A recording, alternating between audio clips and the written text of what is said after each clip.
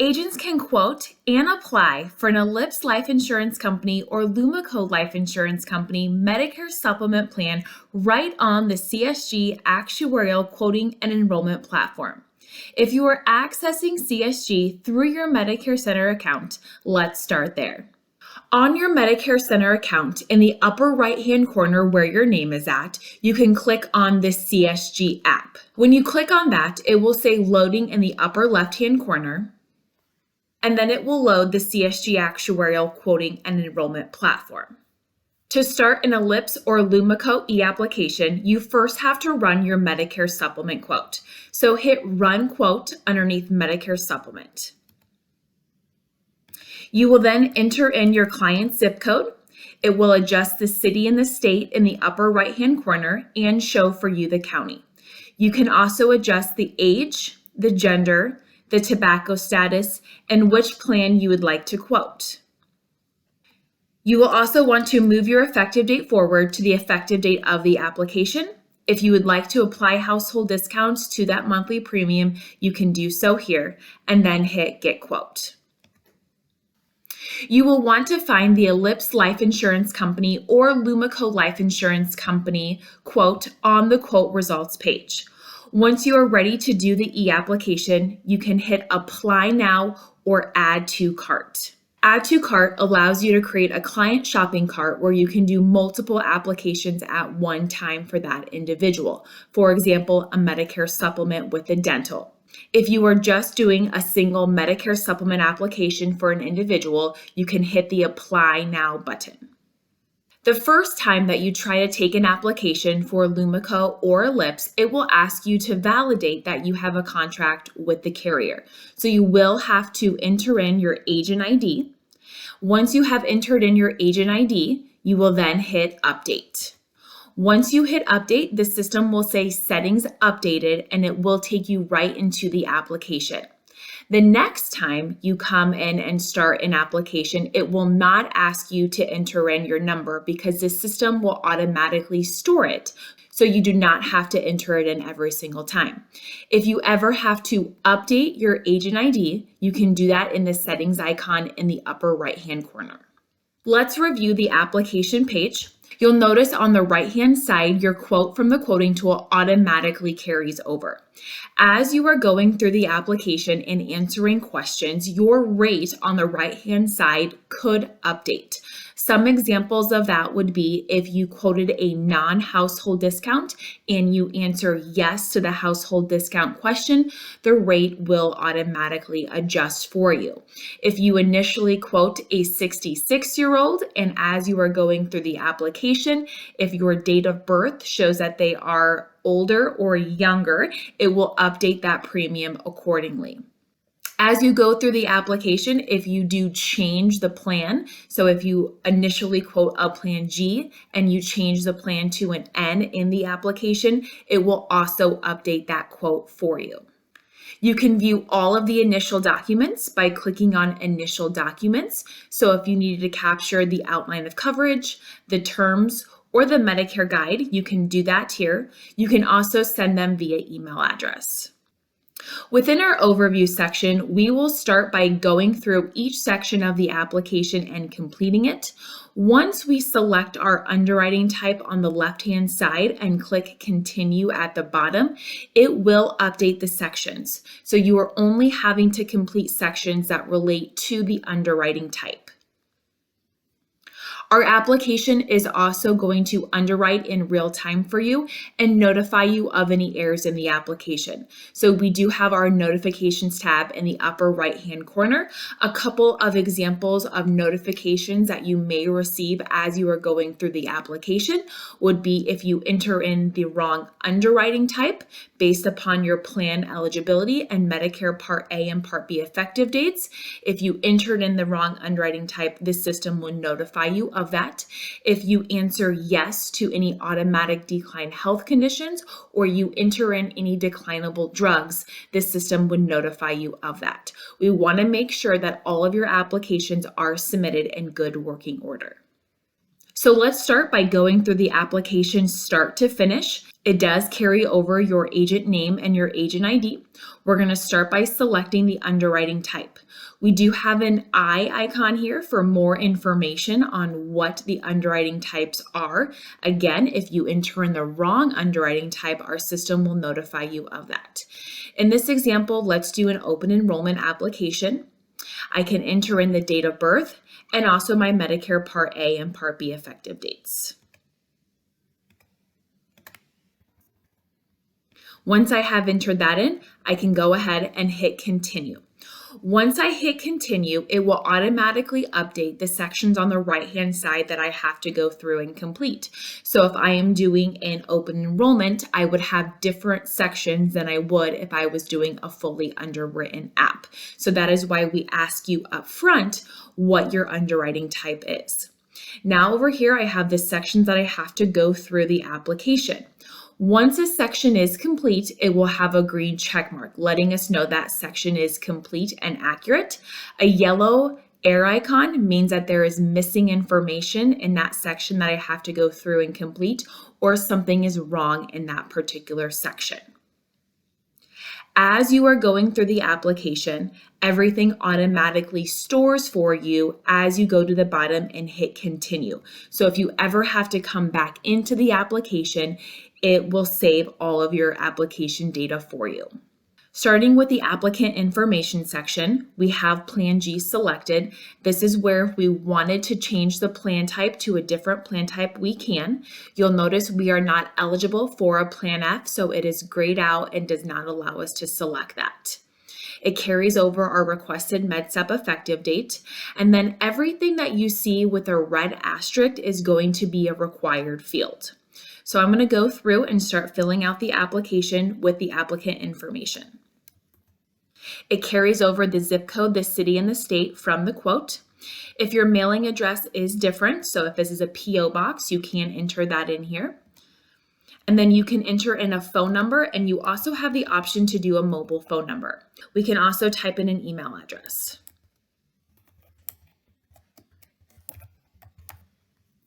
Age, date of birth, and gender carry over from the quote, and then I can hit continue.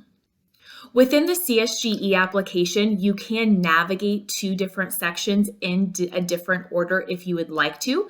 So if you do have to skip a section or come back to a section, you can easily click on that section on the right-hand side. Or if you would rather just complete the application in order, as soon as you hit continue, it takes you on to the next section. So this section that I'm on is a household premium discount information. I initially quoted without the household discount, so it has no selected. If I would like to view the definition of the household discount and see that rate, I can click yes. And then it will define for me here what the Elips household discount definition is and the criteria that I would have to meet. So if I meet one of those criteria, I can select that, and then I will have to enter in the additional information below. Once that information is entered, I can hit continue. It will update my premium on the right-hand side to reflect that household discount rate. As you can now see, my rate is now lowered. The next section is the Medicare information, so I do have to enter in a Social Security number. And then your Medicare number is also a requirement.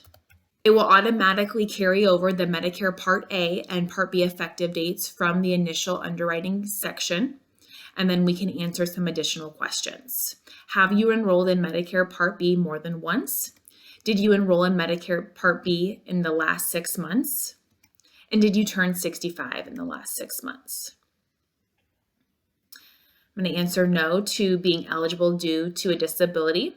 And then in order to proceed, we do have to authorize the company to act on electronic or telephonic instructions for both of these items, and then I can hit continue.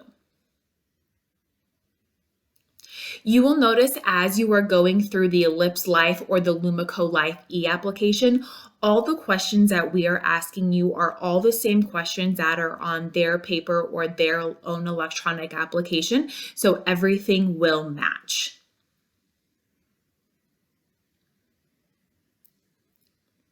You can answer yes or no to these questions. Just for demo purposes, I am going to select no to these, but if you did have additional coverage, if I were to select yes, additional fields would populate for me to fill out. Again, I'm just going to say no just for demo purposes, but I did want to show you if you answer yes, what happens next. So then I can just hit the continue button. So the next section is method of payment. If you wanted to print this for a wet signature, you can select yes. This means that you will fill out the entire application electronically, but you will print it out onto a PDF. You and your applicant will then sign the application and you will have to send it into the carrier. So if you want to continue doing everything electronic and do an electronic signature, make sure that you answer no to this question. There are two options for a payment method, either a bank draft or being billed. If I would select bank draft, I have 4 payment options: annual, semi-annual, quarterly, or monthly. If I would select billed, I just have annually, semi-annually, or quarterly. You would select the initial payment timing, and then how you would like those payments to proceed. With the bank account information, you can choose from a checking or a savings account, and then you can either start by typing in the routing number or typing in the bank name. Either option would work, and it's going to take a second, but it will populate my options here.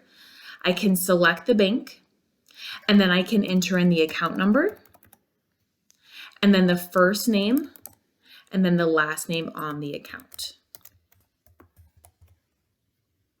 Is this a business account? I'm going to answer no. Am I the authorized signer on this account? Yes. From there, I can hit continue. On the to be completed by producer section, we can indicate if this is a new business. Has the agent sold any other health insurance policies to the applicant?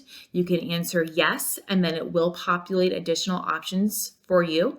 If I would select no, I do not have additional questions. Do we want the policy delivered electronic or paper? And then the policy mailing preference. Did you review the application for corrections and any omissions? Yes. Did the applicant review the application for correctness and omissions? Yes. And then this is where you are prompted to enter in your producer phone number, your address, and then your zip code. Once you populate the zip code, it will automatically display the city and the state. If you need to upload any supporting documents, you would do that in the to be completed by producer section. So you can select either a guarantee issue documentation or a different other documentation, and then you can add those documents. You can only upload PDFs. So if you have an image, you need to save that image as a PDF before you upload it. Once you have then added that document, it would show underneath your entries here. And then the last question on the to be completed by producer section is if you are going to split commissions. If you answer yes, it will then ask you what percentage and then the agent first name, last name, and writing number. If you select no, you can then hit verify application. The verify application section gives us one last opportunity to review the application start to finish. If I notice any errors in my application, I can quickly hit the edit section, or I can hop to the section over here on the right-hand side just by clicking on this. Once I have reviewed all the sections, I can then click on Lock and e-sign. On this next section, we do have to give consent to do the electronic signature. So you can scroll through that and then hit accept and then continue. If I were to select print, that would be me printing off those disclosures, but I do want to hit continue on to go to the electronic signature. On the electronic signature, we currently have 3 options available: applicant providing identification information, email signature link, and a text signature link. So if I am in the same physical location as my client, I have all three of those options. If I am not in the same physical location, the two options that I have are email signature link and text signature link. I'm going to go through the applicant providing identification information and email signature link in this tutorial video for you. Keep in mind the text signature is identical to the email signature process that I will show you, except the initial message is being sent to their smartphone instead of their email address. So I'm going to say yes to I'm in the same physical location. I'm going to use applicant providing identification information, and then I will have to open up each of these documents to review them. As I click on the document, it will then open up that document in a new tab on my browser so I can view each document. Once I have viewed each document, the bar will then turn green, letting me know that I have opened it. You do need to open up each document.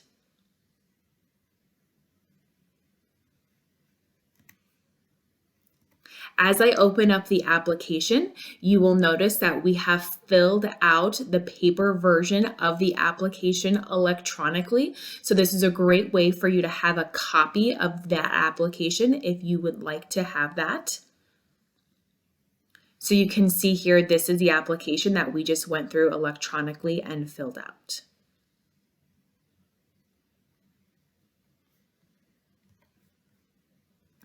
Payment authorization, and then we have the household discount form. Once we have reviewed those, I can then check mark I have received, read, and kept a copy of the above documents. I will then ask the applicant for their mother's maiden name, and I will also ask them for the last 4 digits of their social security number. So you do have to type that in, acknowledging the city, the state that they're signing in, and then hit apply e-signature, and then it will automatically carry over your producer name and your agent ID. You will then hit apply e-signature, and then you will hit sign application. Once you hit sign application, it is going to tell you that you are preparing the application here, and then you also have an option to view all of the documents as well. Please stay on this screen until you receive the message that it has been submitted. So in this case, it's still submitting the application. Once it has been submitted, it will have a nice green message telling you that your application has been submitted. Here is that confirmation. It says, thank you for submitting a Medicare Supplement application to Elips Life Insurance Company, Lumico Medigap Solutions. Again, you have that option to view the documents. If I go into my View Applications, this takes me to my e-application dashboard page. Within your e-application dashboard page, it will show you all of your submitted applications and all of your incomplete applications. So you can see here the application that we just did for Susan Smith has been submitted. I can see the date that it was created on and last modified. If I have to view a copy of that PDF, I can do so here. Any applications that you have started but you have not yet submitted will have the incomplete notice here. And then you can always go into an application to edit it, or if you are practicing or need to delete the application, you can hit that delete or the trash icon there. We do receive the initial status back from the insurance carrier. So your status will likely change from submitted to the next status that we receive from the carrier. We always recommend waiting 24 hours before you go to the carrier's website to check the status of the application. Always check the carrier's website for the final status.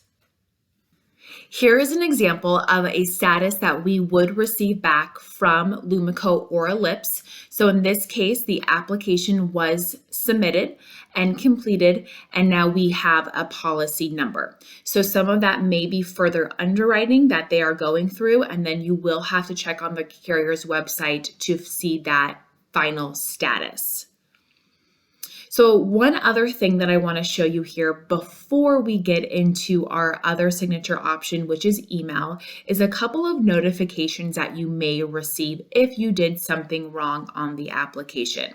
So in the select underwriting situation, I did select a fully underwritten application, and now I have in my notifications tab that based upon my plan eligibility, I actually am eligible for an open enrollment. So I have to change the underwriting situation on the underwriting situation screen. So if I go back to my overview section and I look at my sections, because I selected the underwritten, I now have sections over here on the right for the health information, the medication information here. So if I go into the health information section, this is where I would have to answer those health questions. These are all the same health questions that the carrier has on their application today. So everything is going to match. If I answer yes to an automatic decline health question, I would have a notification on the right-hand side that tells me that I did select yes to an automatic decline question. This is what you would see if you were going through a fully underwritten application, reviewing all of their health questions. You also will have the medication information section where you will have to enter in your prescription drugs. If you answer yes to this question, it will then populate for you to enter in that medication name and the dosage amounts. If they are on a brand name medication, and when you go to search for that brand name, if that brand name does not populate, please type in the copy of the pharmacy label, which would have the generic version on it. And then you would enter that information and hit Add RX Drug. Now we're going to review another option for the signature. So if I am not in the same physical location, I have two options. I can do an email signature link where it automatically carries over the applicant's email address from the application. In this case, if it is an incorrect email address or you need to send it to a different email address, you would have to click at the bottom here, Edit Application, to change that email address. The other option would be a text signature. This automatically populates their home phone number that you entered in the application. So if you entered in a home phone number here and you need to change that over to a cell phone number, you can quickly adjust the phone number by typing in a new number here. So we are going to do the email signature link in this demo. Keep in mind, if you were doing the text signature link, these are going to be all of the same screens that I show you, except that initial code and link is going to be sent to their smartphone in one text message instead of an email. So let's click on email signature link. It carries over the applicant's email. It will then carry over your producer name and your agent ID. You will click on Apply e-signature, and then you'll hit Sign Application. It will then provide you a status that the application is now pending the applicant's signature.